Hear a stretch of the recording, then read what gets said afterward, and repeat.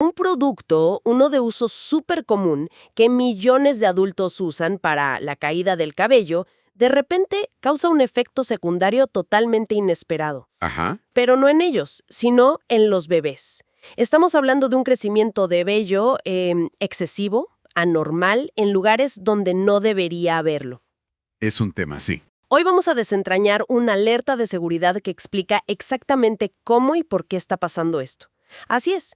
Y para navegar este tema, nuestra guía será un documento oficial, el Informe de Seguridad número 156-2025. Este fue emitido por el INVIMA de Colombia el 1 de agosto de 2025. Ok. Y el objetivo es desglosar esta alerta no para alarmar, sino para entender a fondo los riesgos reales y sobre todo las recomendaciones, para que nadie se lleve una sorpresa. Perfecto. Para entender el problema, creo que primero hay que entender al protagonista de la historia, ¿no? ¿Minoxidil? Totalmente. Y su origen es increíble porque no tenía, pero absolutamente nada que ver con el cabello. Es casi una carambola farmacéutica. Totalmente. Su historia comienza en los años 70 y el minoxidil era, bueno, en su primera vida, un medicamento oral, una pastilla. ¿Una pastilla? Sí.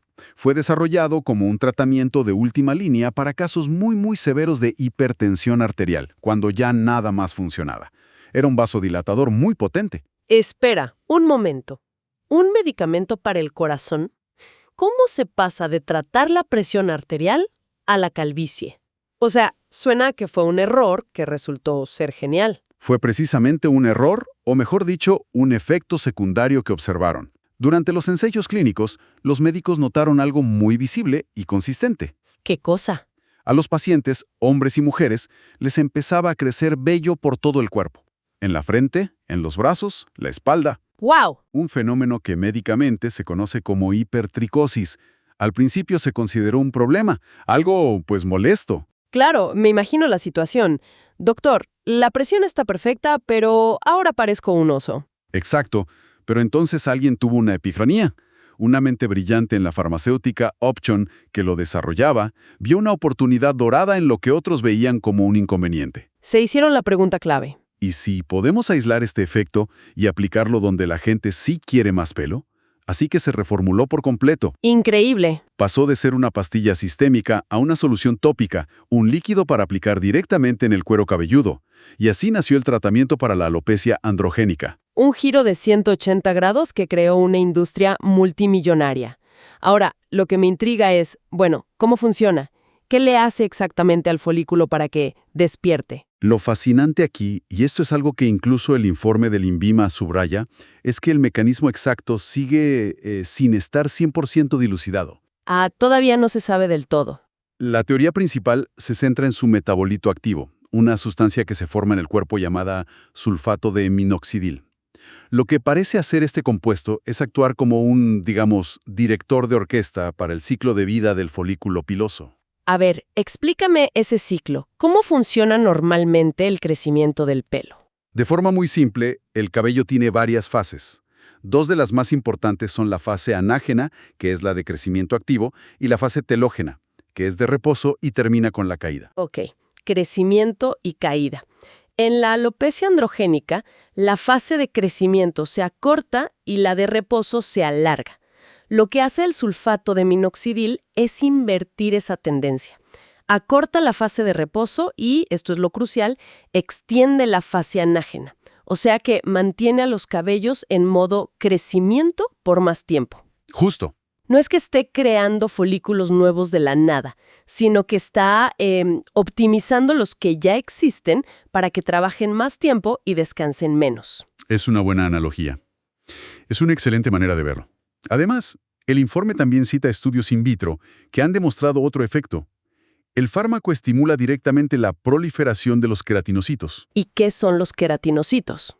Son las células que producen queratina, la proteína de la que está hecho el cabello.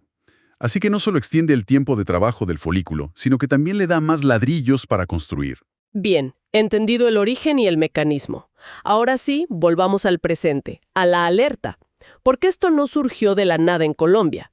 Por lo que veo en el informe, fue una onda expansiva. Correcto.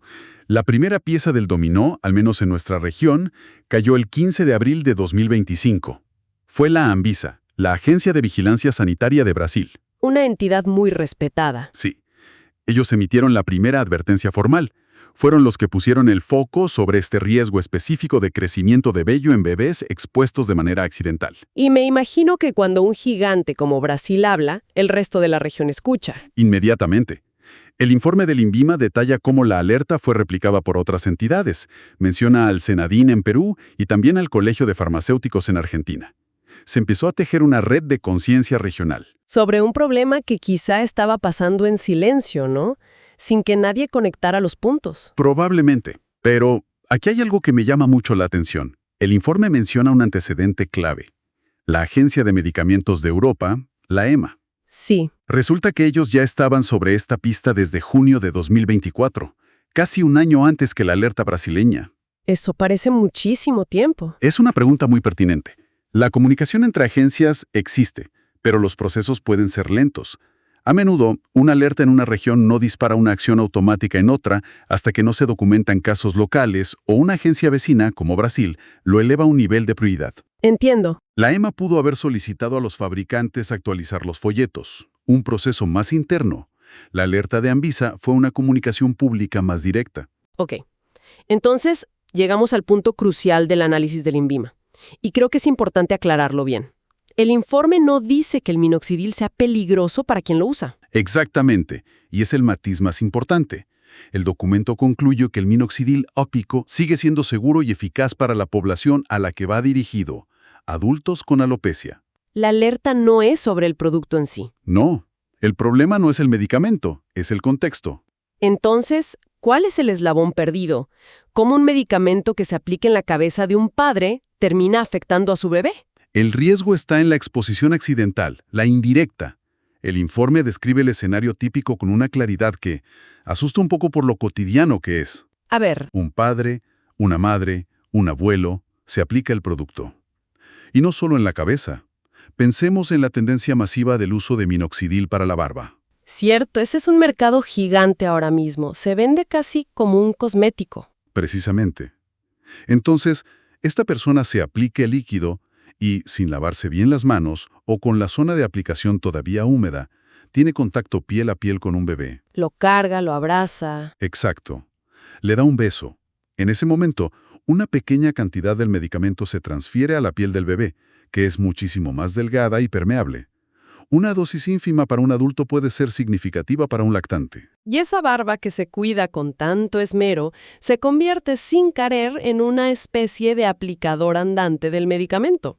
Es una imagen muy gráfica y muy precisa.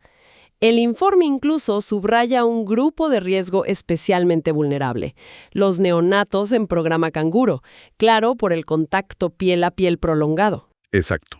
Si el adulto que realiza el cuidado canguro está usando minoxidil y no es extremadamente cuidadoso, la exposición puede ser continua y significativa. Esto me lleva a imaginar un escenario. Un pediatra en su consulta.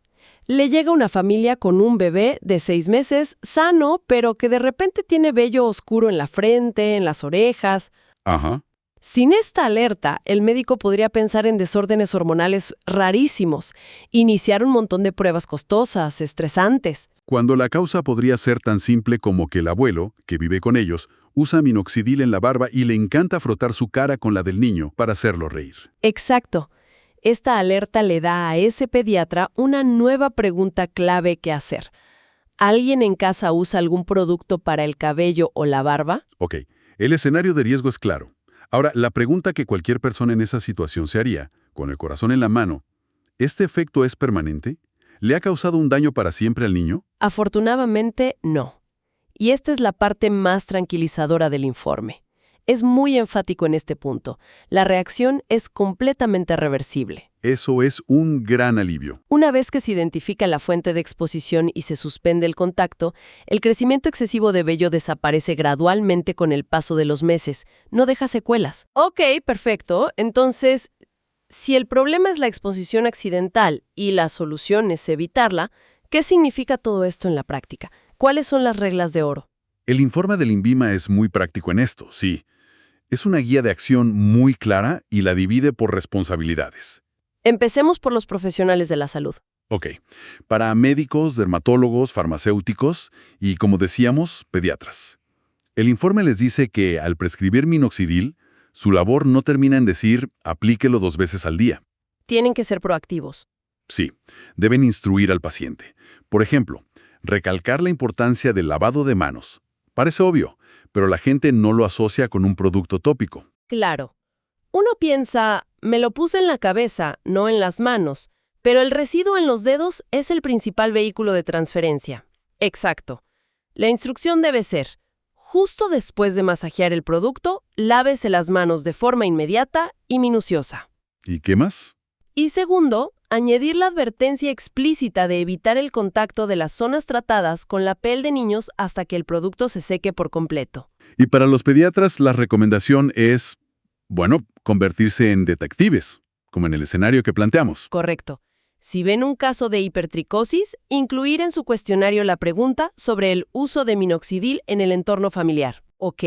Y para el público general, para los pacientes y sus familias, que son el eslabón más importante de la prevención, bueno, la primera recomendación del informe es tajante: usar el producto únicamente bajo supervisión médica. Advierte contra la automedicación, el seguir consejos de influencers o comprarlo en línea sin consulta previa. Sigue siendo un medicamento. Es un medicamento con efectos potentes, no es un simple cosmético. La segunda, que es el eje de todo esto, la regla de oro del lavado de manos, inmediatamente después de aplicar. Y ligado a eso, la tercera es la conciencia del contacto. Si el producto se aplicó en la barba, tener mucho cuidado de no rozar la cara del bebé. ¿Y si se sospecha que hubo contacto? El informe recomienda lavar la piel del niño con agua y jabón suave lo antes posible. Y por supuesto, la recomendación universal para cualquier medicamento: mantenerlo fuera del alcance de los niños. Y finalmente, el informe pide a los usuarios que sean vigilantes activos. Si observan un crecimiento de vello inusual en un niño cercano, no ignorarlo, consultar al pediatra y ser transparentes. Entendido. Si hacemos una síntesis final, la conclusión es bastante clara. Esta alerta no busca demonizar al minoxidil. Su objetivo es puramente educativo. Busca elevar el estándar de su uso, para que sea un uso responsable. Es un caso de estudio perfecto. Sí, de cómo un medicamento seguro para su población objetivo puede generar un riesgo inesperado en un grupo vulnerable por una vía de exposición no prevista. Y lo más potente es que la solución no es compleja. No requiere retirar el producto del mercado. Para nada. La solución es simple: conciencia, higiene. Es información y un buen lavado de manos. Exactamente eso. Bien, para ir cerrando, recapitulemos los 3 puntos clave de todo lo que hemos analizado. Primero, El minóxido, este popular tratamiento, tiene un origen sorprendente como un fármaco para la hipertensión. Y su efecto sobre el cabello fue un descubrimiento casi accidental. segundo, Existe un riesgo real, documentado, de que los bebés desarrollen hipertricosis, o sea, un crecimiento excesivo, pero temporal de vello por el contacto accidental piel a piel. especialmente a través de las manos o zonas como la barba. Y tercero, y lo más importante, Que este riesgo es casi completamente prevenible, con medidas de higiene muy sencillas pero que deben ser rigurosas. La principal: lavado de manos exhaustivo después de cada aplicación y evitar el contacto directo hasta que la sola esté seca. perfecto. Por contacto de todos los productos que nos aplicamos en la piel. Solemos evaluar si una crema, un gel o una loción es segura para nosotros. Claro, si nos causa alergia o si funciona. Pero, ¿con qué frecuencia consideramos cómo podría afectar a las personas con las que tenemos un contacto físico cercano y constante? Es una gran pregunta. Nunca lo había pensado así, la verdad. No se trata solo de lo que ingerimos o nos inyectamos. Es también la capa de productos químicos que llevamos sobre nuestra piel en el día a día. La seguridad de un producto no termina en nuestra propia epidermis, se extiende a nuestro entorno más íntimo, especialmente los más vulnerables. A los niños, a los ancianos. Exacto. Nos invita a ser más conscientes no solo de lo que entra en nuestro cuerpo, sino también de lo que, de alguna manera, emana de él.